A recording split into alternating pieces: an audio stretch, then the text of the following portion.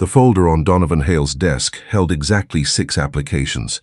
He hadn't planned to look at them until after lunch, but his assistant had laid them out in a neat row before she left for the weekend, and something about the order of them, the careful alignment, the little sticky note on top that read, "Please don't forget, Monday 9 a.m., made him sit down and flip through them anyway.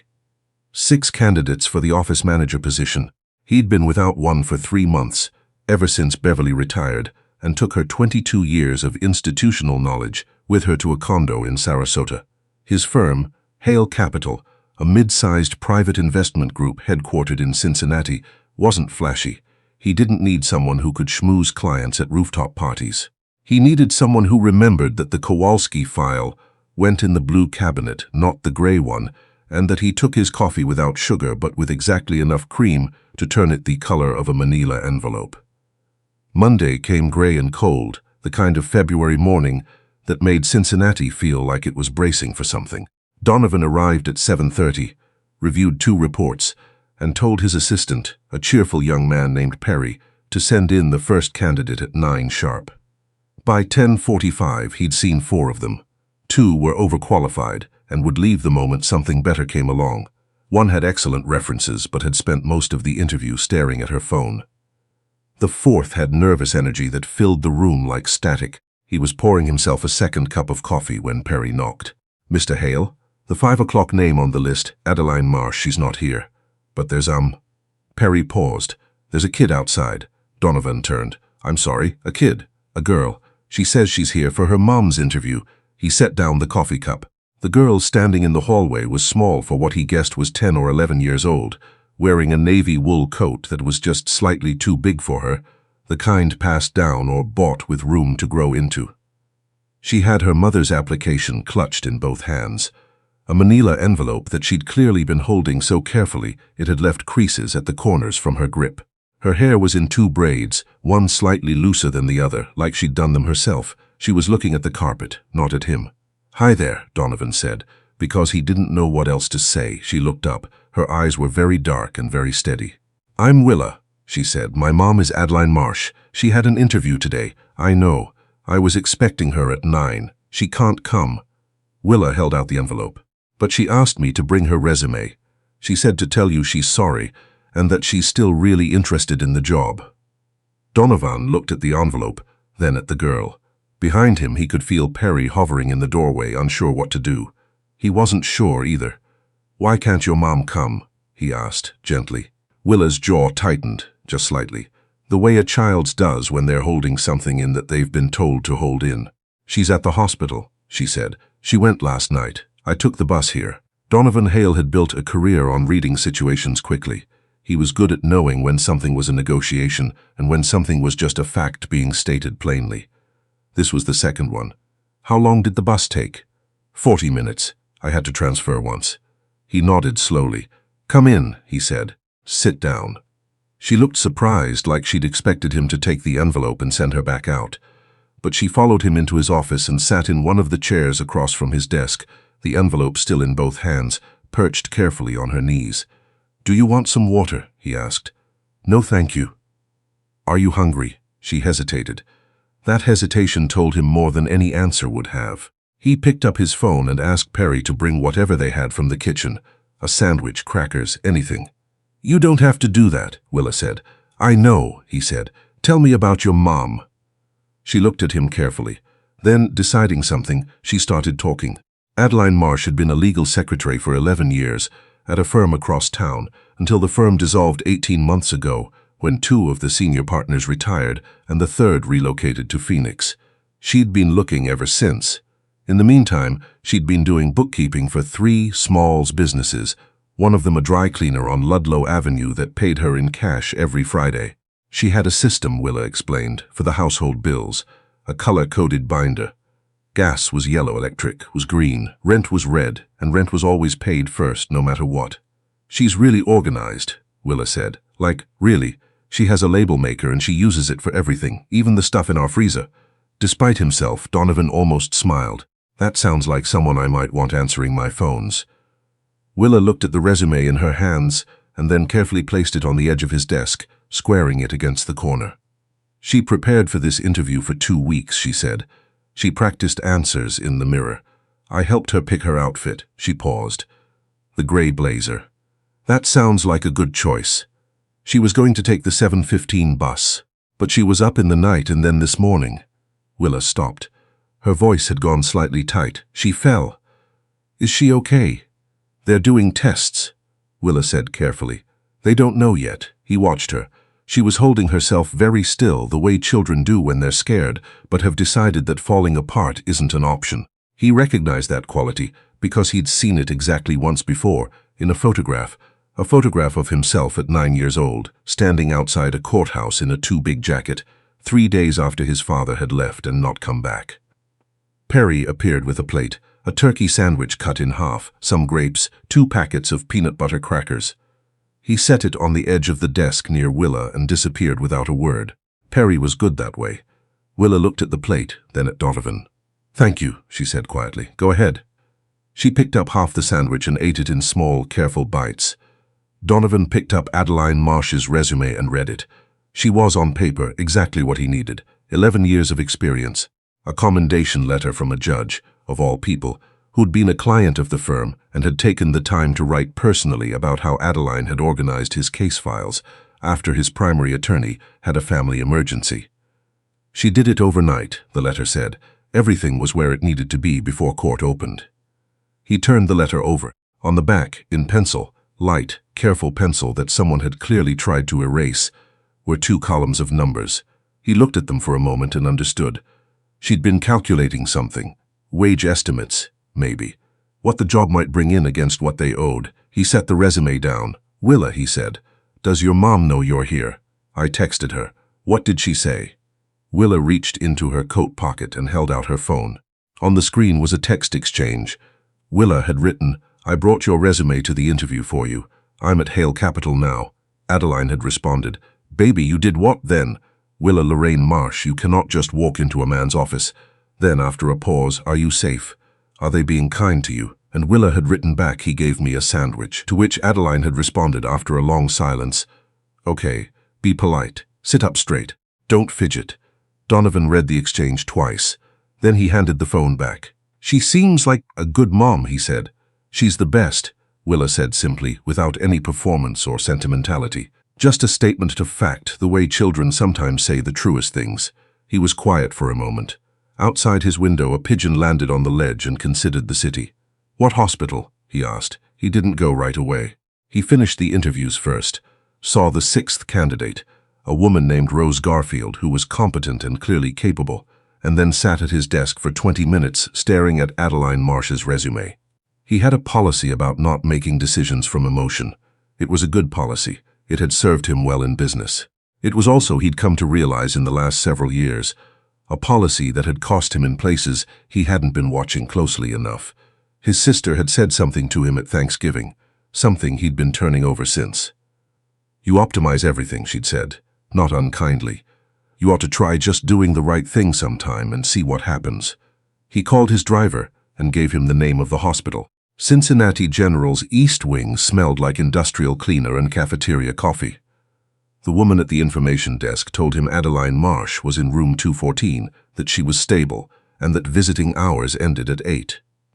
He rode the elevator up and found the room at the end of a corridor where the overhead light flickered slightly, as if uncertain of itself. He knocked. Come in, said a voice that was clearly trying to sound stronger than it felt. Adeline Marsh was 38, according to her resume. She looked younger and older at once. Younger in the face, where you could see the person she'd been at 25, and older around the eyes, where you could see everything since. She had 2 braids, the same as her daughter, though hers were neater. She was sitting up in the hospital bed with a tablet propped against her knees, and when Donovan walked through the door, she stared at him with an expression he could only describe as mortified. Mr. Hale, she said, I am so sorry. You have nothing to be sorry for. My daughter had absolutely no business. She was very professional, he said. She squared your resume against the corner of my desk. Adeline closed her eyes briefly. When she opened them, something had shifted. The mortification had softened into something more complicated. She's too much sometimes, she said, and the love in it was unmistakable. She told me about the color-coded binder, he said. Adeline blinked. She did, and the label maker. And the judge's commendation. He paused. I read the letter. It was impressive. I worked very hard for that firm, she said quietly. For a long time. He pulled the chair from the corner of the room and sat down without being invited to, because standing at the foot of her bed felt like a power dynamic he had no interest in. At his level, he sat down. What happened? He asked. If you don't mind. She was quiet for a moment.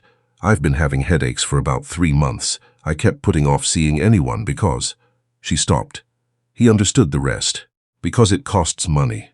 Because there's always a reason to wait. They're doing an MRI tonight, she said.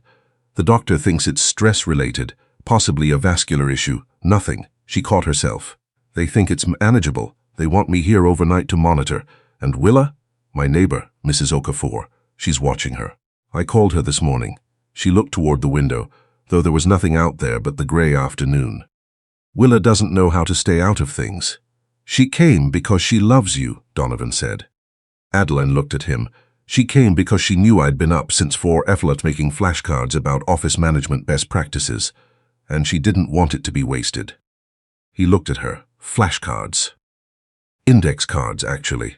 I can't afford flashcard apps. Something moved across her face, a flicker of the old humor, the kind that survives everything. Very thorough. I quizzed myself on beverage preferences for fictional senior staff. Donovan had interviewed a great many people in his life. He had a system, a rubric, a set of questions designed to reveal character within 30 minutes. It occurred to him, sitting in room 214 of Cincinnati General on a gray February afternoon, that he'd gotten more information about Adeline Marsh's character from her daughter and a flickering joke than he would have gotten from any rubric. I'd like to offer you the position, he said. She stared at him. Pending your recovery, obviously.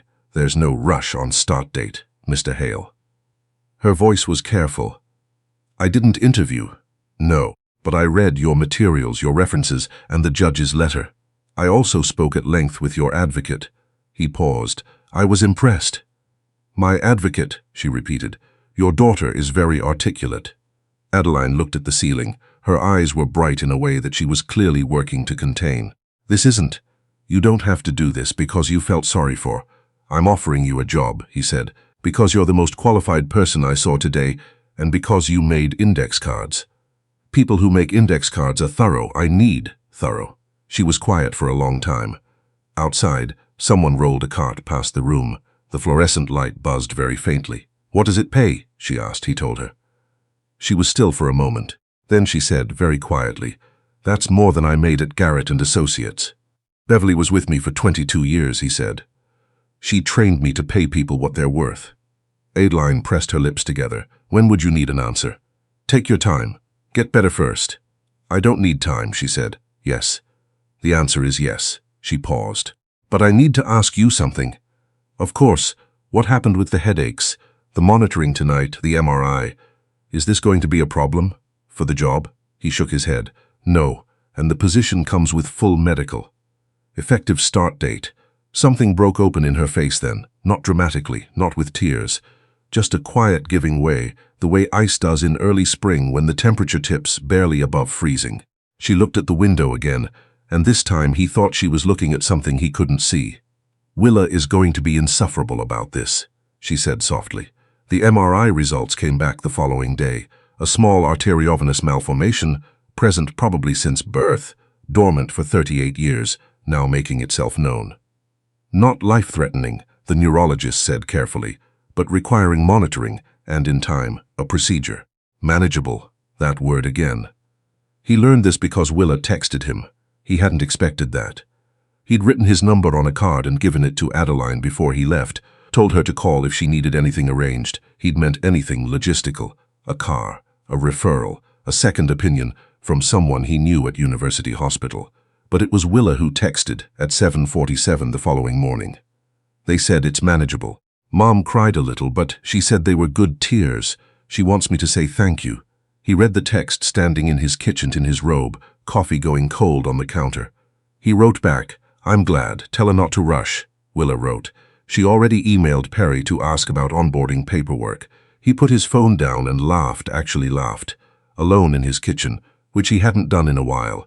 He hadn't noticed how long until just then. 3 weeks later, Adeline Marsh walked into Hale Capital at 8:55 in the morning wearing the gray blazer. She introduced herself to Perry, who told her she had extremely good timing because the printer on the second floor had been making a sound like a dying animal for 6 days, and no one had been able to figure out why. She had it fixed by 10:15. Something about a misaligned drum, which she had diagnosed by listening to it for 30 seconds and then looking up the error code on her phone. Perry told Donovan about this with the reverence of someone witnessing something they couldn't quite explain. She also reorganized the filing system on the Leland account, Perry said. She said she hopes that's okay. She left a note explaining what she changed and why. Is it better? Donovan asked. It's so much better, Perry said. It makes sense now. Donovan had not told Adeline about the penciled calculations on the back of her resume. He'd thought about it. He'd decided, finally, that some things are private in a way that should be respected, and that the right outcome had been reached anyway. She was being paid what she was worth. The numbers on the back of that page would resolve themselves. In April, Willa came to the office. It was a Saturday, and Adeline had come in to finish a project she hadn't been able to complete during the week, some restructuring of the client database that she'd taken on voluntarily, because she couldn't help it, because that was who she was. She'd brought Willa, who sat in the small conference room with a library book, and was, by all accounts, completely unobtrusive. Donovan came in to retrieve something he'd forgotten, and found her there. "Hi," he said. "Hi, Mr. Hale." She looked up from her book. "Mom's almost done. She says 30 more minutes, no rush." He looked at the book, Island of the Blue Dolphins. "Good book. I've read it 3 times, she'd said. "The main character does everything herself. I like that." He stood in the doorway for a moment. "Your mom told me you took 2 buses to get to my office," he said. "Back in February." Willa shrugged. The second transfer was confusing. "I had to ask someone at the stop. Weren't you scared?" She considered this with the seriousness she seemed to bring to everything. "A little," she said, "but Mom had been up all night and she'd worked so hard, and I just thought." She paused. "I thought someone should show up for her." He looked at her for a moment. Small girl, library book. The kind of plain, steady courage that doesn't announce itself. "She's lucky to have you," he said. Willa looked back at her book. "We're lucky to have each other," she said. "That's what she says." He left them there. Adeline at the computer in his office, Willa with her book in the conference room, light coming through the windows at a low angle that made everything in the office look warm and slightly gold. On the drive home, he thought about something his sister had said. Try just doing the right thing sometime and see what happens. He'd been so certain, most of his life, that the world rewarded strategy, and maybe it did. But he was finding, at 53, that some of the best things that had come to him had come sideways, through an unexpected door, carried in the hands of a small girl in a too big coat, delivered with a kind of faith in people that he hadn't fully trusted in years and was slowly, carefully, beginning to trust again.